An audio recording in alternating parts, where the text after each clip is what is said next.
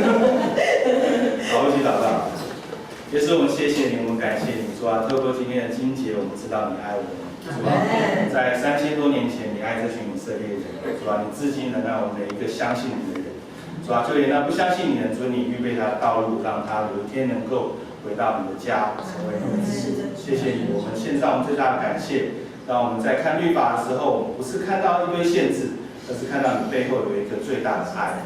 主啊，我们爱，因为你先爱了我们。让我们每一个人都能够再一次的从你里面得到从你而来的爱，再一次的来经历你的爱。主啊，这对我们真的是非常非常的重要。